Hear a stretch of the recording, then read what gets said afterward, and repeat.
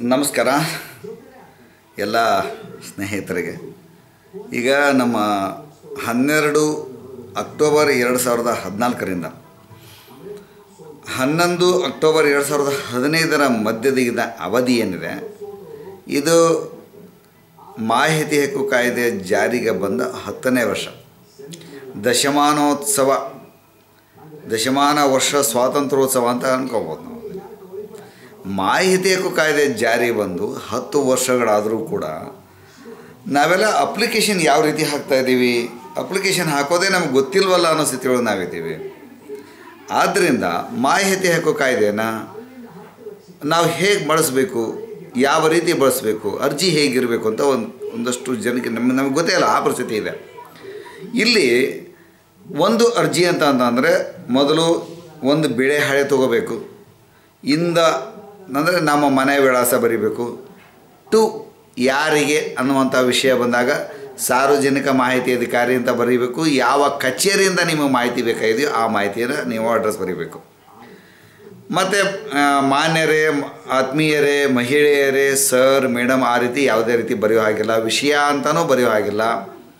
ಮಾಹಿತಿ ಹಕ್ಕು ಅಡಿ ದಾಖಲೆ ಕೋರಿಕೆ ಅರ್ಜಿ ಅಂತ ಬರೀರಿ, ಅಥವಾ ಮಾಹಿತಿ ಹಕ್ಕು ಅರ್ಜಿ ನಮೂನೆ ಅಂತ ಬರೀರಿ. ನೇರವಾಗಿ ನಿಮಗೆ ಬೇಕಾದ ಮಾಹಿತಿ ಏನು, ನಿಮಗೆ ಏನು ಮಾಹಿತಿ ಬೇಕಾಗಿದೆಯೋ ಆ ಮಾಹಿತಿಗೆ ಒಂದು ಅರ್ಜಿಯಲ್ಲಿ ಒಂದು ವಿಷಯಕ್ಕೆ ಸಂಬಂಧಿಸಿದಂತೆ 150 ಪದಗಳನ್ನು ಮೀರದ ಹಾಗೆ ನಿಮ್ಮ ಅರ್ಜಿ ಇರಬೇಕು. ಜೊತೆಗೆ ನೀವು ಯಾವ ವರ್ಷದ ಮಾಹಿತಿಯನ್ನು ಕೇಳ್ತಾ ಇದ್ದೀರಿ ಅಂತ ಬರಿಬೇಕು. ನಿರ್ದಿಷ್ಟವಾಗಿ ಲಭ್ಯವಿರುವ ದಾಖಲೆಗಳನ್ನು ಕೇಳಬೇಕು. ಮತ್ತು ಇಂಡಿಯನ್ ಪೋಸ್ಟಲ್ ಆರ್ಡರ್ 10 ರೂಪಾಯಿ ಮೂಲಕ ನೀವು ಅರ್ಜಿ ಶುಲ್ಕ ಸಂದಾಯ ಮಾಡಬೇಕು. ತುಂಬ ಮುಖ್ಯ ಇದು. ಇಲ್ಲ ನಮಗೆ ಮಾಹಿತಿ ಶುಲ್ಕಕ್ಕೆ ಏನಾದರೂ ವಿನಾಯಿತಿ ಇದೆಯಾ ಅಂತ ಇದ್ದರೆ, ಮಾಹಿತಿ ಶುಲ್ಕಕ್ಕೆ ವಿನಾಯಿತಿ ಇದೆ ಅಂದರೆ BPL ಕಾರ್ಡನ್ನು ಬಳಸೋ ಹಾಗಿಲ್ಲ.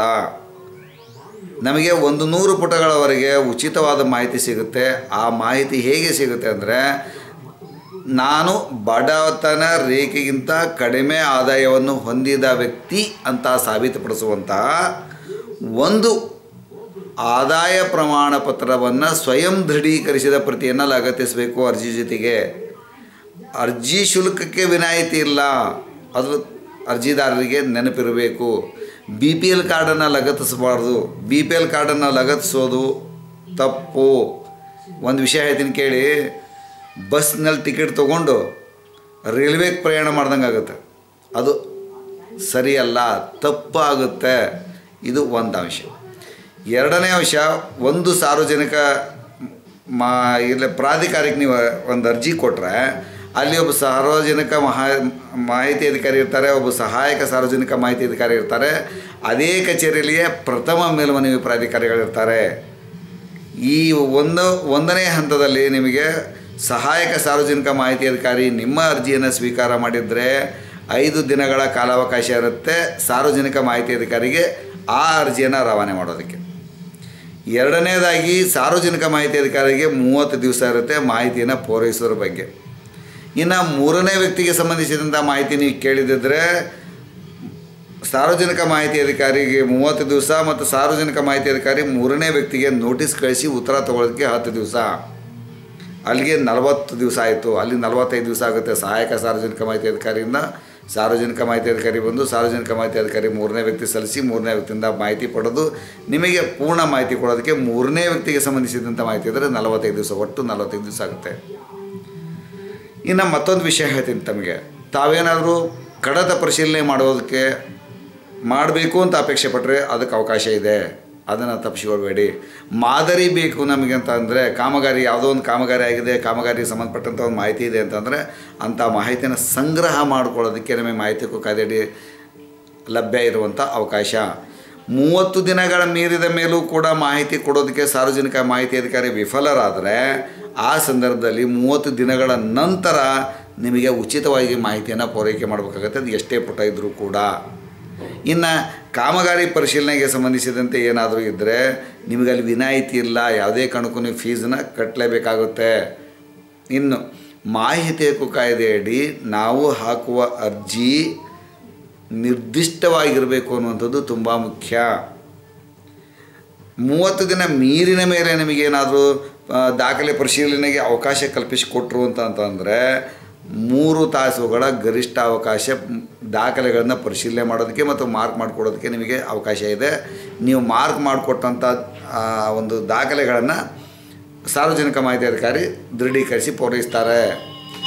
ಜೊತೆಗೆ ನಮಗೇನು ಬೇಕಾಗಿದೆ ಅಂತಂದರೆ ಈಗ 1 ತಾಸಿಗೆ ಈಗ 30 ದಿನದ ಒಳಗೆ ಇದ್ರೇ 30 ದಿನಗಳ ಒಳಗೆ ಇದ್ದಂಥ ಸಂದರ್ಭದಲ್ಲಿ ನಮಗಿರುವಂಥ ಅವಕಾಶ ಏನು? 1 ತಾಸುಗಳ ಕಾಲ ಮಾತ್ರ ನಮಗೆ ಅವಕಾಶ ಇರುತ್ತೆ. 1 ತಾಸುಗಳ ದಾಖಲೆ ಪರಿಶೀಲನೆ ನಂತರ ನಾವು ಮುಂದುವರಿಸಿದರೆ ಪ್ರತಿ ತಾಸಿಗೆ 20 ರೂಪಾಯಿ ಅಂತ ನಾವು ದಾಖಲೆ ಪರಿಶೀಲನೆ ಶುಲ್ಕವನ್ನು ಪಾವತಿಸಬೇಕಾಗುತ್ತೆ. ಇದು ಮಾಹಿತಿ ಹಕ್ಕು ಕಾಯ್ದೆ ಒಟ್ಟು ಒಂದು ಬಿಂಬ.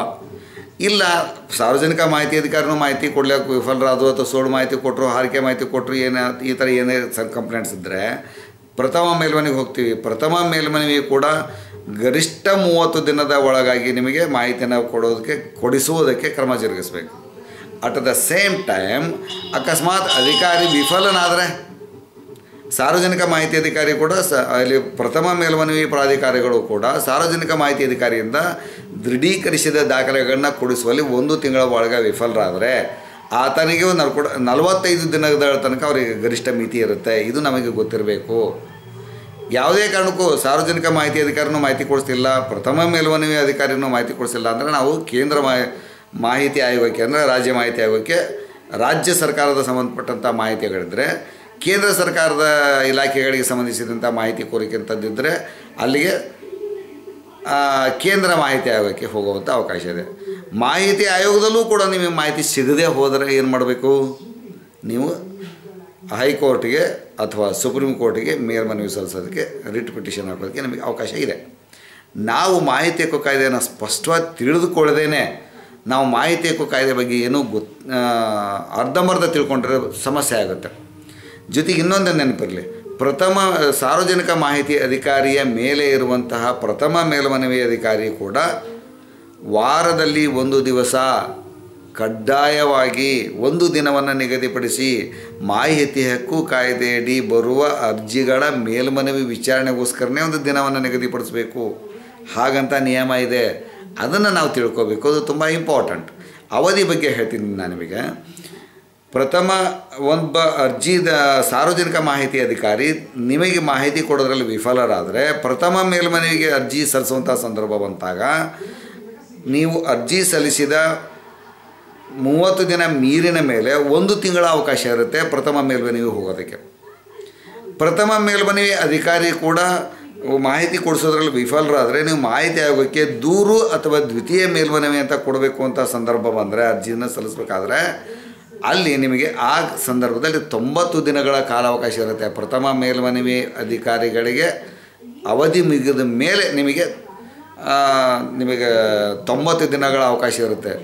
ಆದಾಗ್ಯೂ ರೀಸನೇಬಲ್ ರೀಸನ್ಸ್ ಇದ್ದರೆ ಅಂಥ ಸಂದರ್ಭದಲ್ಲಿ ಈ ಸಮಯದ ಒಂದು ಕಡ್ಡಾಯ ಏನೂ ಅಲ್ಲ. ಇದು ನಮ್ಮೆಲ್ಲರ ಗಮನಕ್ಕಿರಲಿ. A4 A3 ಸೈಜ್ಗೆ ₹2 ಒಂದು ಪುಟಕ್ಕೆ ನಾವು ಮಾಹಿತಿ ಶುಲ್ಕ ತುಂಬಬೇಕಾಗತ್ತೆ. ಕಲಂ 4 ರೆಡಿ ಬರುವಂತಹ ಸ್ವಯಂ ಘೋಷಿತ ವರದಿಗಳಿರ್ಬೋದು ಅಥವಾ ಗಣಕೀಕೃತಗೊಂಡಿರುವಂಥ ಅಥವಾ ದಾಖಲೀಕರಣಗೊಂಥ ಸೂಚಿಪಟ್ಟಿಯ ದಾಖಲೆಗಳಿರ್ಬೋದು, ಅಂಥ ದಾಖಲೆಗಳು ನಮಗೆ ಬೇಕು ಅಂತ ಸಂದರ್ಭದಲ್ಲಿ 1 ಪುಟಕ್ಕೆ ₹1 ಅಂತೆ ನಾವು ಮಾಹಿತಿ ಶುಲ್ಕವನ್ನು ತುಂಬಬೇಕಾಗತ್ತೆ. ಇದು ಒಂದು ಸಾಮಾನ್ಯವಾದ ವಿಷಯ. ನಿಮ್ಮೆಲ್ಲರಿಗೂ ಗೊತ್ತಿರಲಿ ಅಂತ ಹೇಳ್ತಾ ಇದ್ದೀನಿ. ಈ ಮಾಹಿತಿ ಹಕ್ಕು ಸ್ವಾತಂತ್ರ್ಯೋತ್ಸವ 10ನೇ ವರ್ಷದ ಸ್ವಾತಂತ್ರ್ಯೋತ್ಸವ ಏನಿದೆ ನಾವೆಲ್ಲ ವಿಜೃಂಭಣೆಯಿಂದ ಆಚರಿಸೋಣ. ಮಾಹಿತಿ ಹಕ್ಕು ಕಾಯ್ದೆಯಡಿ ಹೆಚ್ಚು ಅರ್ಜಿಗಳನ್ನು ಇಲಾಖೆಗಳಿಗೆ ಹಾಕೋಣ, ಮಾಹಿತಿಗಳನ್ನು ಸಂಗ್ರಹಿಸೋಣ, ಪಾರದರ್ಶಕ ಮತ್ತು ಉತ್ತರದಾಯಿತ್ವ ಆಡಳಿತವನ್ನು ನಾವು ನಿರೀಕ್ಷೆ ಮಾಡೋಣ. ಸಾರ್ವಜನಿಕರ ಸಹಭಾಗಿತ್ವದೊಂದಿಗೆ ಮಾತ್ರ ನಾವು ಆಡಳಿತದಲ್ಲಿ ಪಾರದರ್ಶಕತೆಯನ್ನು ತರೋಕ್ಕೆ ಸಾಧ್ಯ ಅನ್ನುವಂಥ ಮಾತನ್ನು ಹೇಳ್ತಾ 10ನೇ ವರ್ಷದ ಸ್ವಾತಂತ್ರ್ಯೋತ್ಸವಕ್ಕೆ ಮಾಹಿತಿ ಹಕ್ಕು ಸ್ವಾತಂತ್ರ್ಯೋತ್ಸವಕ್ಕೆ ತಮಗೆಲ್ಲರಿಗೂ ಶುಭಾಶಯಗಳು. ದಯವಿಟ್ಟು ಮಾಹಿತಿ ಹಕ್ಕನ್ನು ತಿಳ್ಕೊಳ್ಳಿ, ಬಳಸಿ. ನಿಮಗೇನಾದರೂ ಮಾಹಿತಿ ಹಕ್ಕು ಕಾಯ್ದೆ ಬಗ್ಗೆ ಅನುಮಾನಗಳಿವೆಯಾ, ಪರಿಹಾರ ಏನಾದರೂ ಬೇಕಾ, ಸಜೆಷನ್ಸ್ ಏನಾದರೂ ಬೇಕು ಅಂತಂದರೆ ನನ್ನ ಮೊಬೈಲ್ಗೆ ನೀವು ಫೋನ್ ಮಾಡ್ಬೋದು.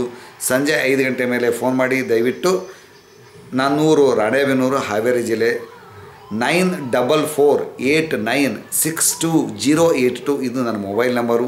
ನೀವು ಯಾವಾಗ ಬೇಕಾದರೂ ಕಾಲ್ ಮಾಡಿ, ನಾನು ನಿಮ್ಮ ಜೊತೆಗಿದ್ದೇನೆ. ಎಲ್ಲರೂ ಸೇರೋಣ. ಒಂದು ವ್ಯವಸ್ಥಿತವಾದ ಉತ್ತರದಾಯಿತ್ವದ ಆಡಳಿತದಲ್ಲಿ ನಿಮ್ಮ ಪಾಲ್ಗೊಳ್ಳುವಿಕೆ ತುಂಬ ಮುಖ್ಯ ಇದೆ. ಎಲ್ಲರೂ ನಾವು ಈ ನಿಟ್ಟಿನಲ್ಲಿ ಮುಂದುವರಿಯೋಣ ಅಂತ ಹೇಳ್ತಾ, ಮತ್ತೊಮ್ಮೆ 10ನೇ ವರ್ಷದ ಸ್ವಾತಂತ್ರ್ಯೋತ್ಸವಕ್ಕೆ ತಮಗೆ ಶುಭಾಶಯಗಳು. ಸ್ವಾತಂತ್ರ್ಯೋತ್ಸವದ ಶುಭಾಶಯಗಳು. ಮಾಹಿತಿ ಹಕ್ಕು ಸ್ವಾತಂತ್ರ್ಯೋತ್ಸವ ಶುಭಾಶಯಗಳು. 10ನೇ ದಶಮಾನ ವರ್ಷ ಸ್ವಾತಂತ್ರ್ಯೋತ್ಸವಕ್ಕೆ ಶುಭಾಶಯಗಳು. ಬಟ್ ಏನೇ ಮಾಡಿ ನಿಮ್ಮ ಒಂದು ಕೆಲಸ ಶುರು ಮಾಡಿ. ನಾನು ನಿಮ್ಮ ಜೊತೆಗಿದ್ದೇನೆ. ನಿಮ್ಮ government start right now. Your super minute will be start right now. Please use RTI Act immediately for public interest or personal interest. Thank you.